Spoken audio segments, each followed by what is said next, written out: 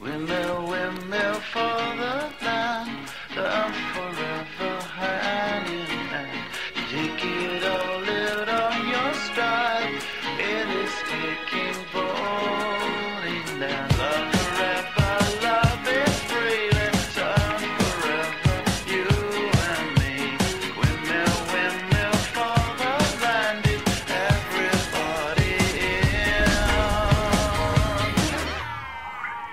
Nous allons nous intéresser à Alain Gilles, figure de proue du basket français et première vraie vedette dans les années 60, 70 et 80. Alain Gilles, à l'heure où le basketball est devenu l'un des sports les plus connus au monde, où ses joueurs en sont les plus fervents ambassadeurs, ouvrant leur discipline à l'international, un joueur a contribué à faire connaître le basket en France bien avant Tony Parker. Ce joueur, c'est Alain Gilles, alias Monsieur Basket, meilleur basketteur du XXe siècle. Joueur emblématique dans les 60 et 70, dont la carrière s'étale sur près de 25 ans. Contrairement à bien des parcours, celui d'Alain Gilles s'est construit sous l'œil intrigué des journaux locaux, curieux de ce talent précoce. 16 ans, c'est l'âge à laquelle Gilles fit ses classes au plus haut niveau national 1 à Roanne.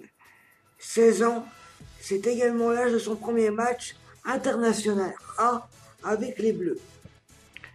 D'un physique banal pour son sport, 1m88 pour 75 kg, Gilou, son surnom, était doté d'une volonté de fer.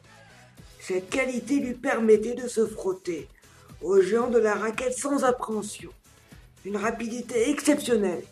Il n'était pas rare de le voir partir d'un bout à l'autre du parquet après un rebond pour y déposer le ballon dans le panier.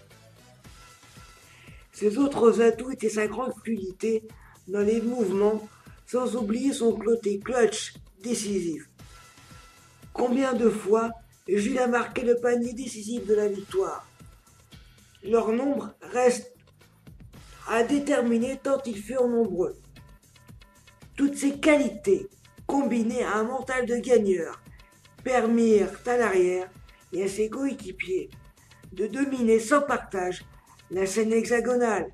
Du titre de champion de France, en plus de 2 Coupes de France, finissent par asseoir la notoriété de l'Asvel comme épouvantail du basket français.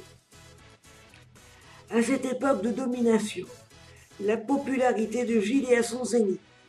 Partout où il passe, il est reconnu.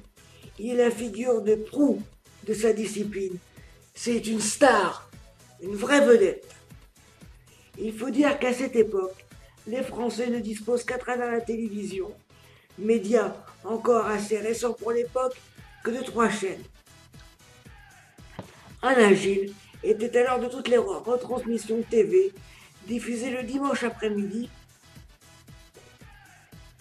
et commentées par Jean Rénal, en plus de faire l'objet d'articles dans les revues spécialisées, Équipe Magazine, Maxi Basket et autres. Autre culture, autre époque. Plus généralement, le basket même de haut niveau n'était pas professionnel. Et les joueurs étaient dans l'obligation d'exercer des métiers à côté de leur passion sportive.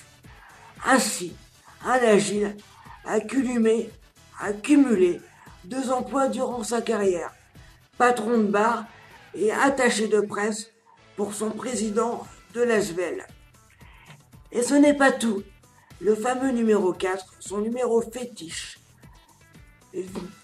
jugeant peut-être qu'il n'avait pas encore trop de temps libre, s'astreint également la tâche d'entraîneur-joueur pendant 4 ans au sein de la Maison Verte.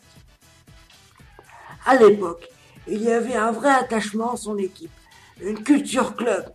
Le joueur vedette en était le représentant, l'étendard. Cédé aux sirènes des grosses cylindrées européennes, comme celle du Grand Real Madrid, n'était pas dans la culture à l'époque. Les basketteurs privilégiaient de ce fait l'épanouissement personnel à l'aspect financier. alors que la pratique du basket dans un club espagnol, par exemple, pouvait offrir jusqu'à 6 fois plus d'argent par rapport à leur travail en France. Alors, est-ce un regret de ne pas avoir exporté ses talents de basketteur lorsque, comme Alain Gilles, on fut l'un des meilleurs Européens de sa discipline?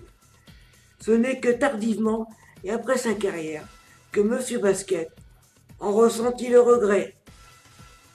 Des années après le terme de sa carrière sportive, Gilou laissa une trace indélébile dans le cœur des supporters français et Villeneuve-Banais.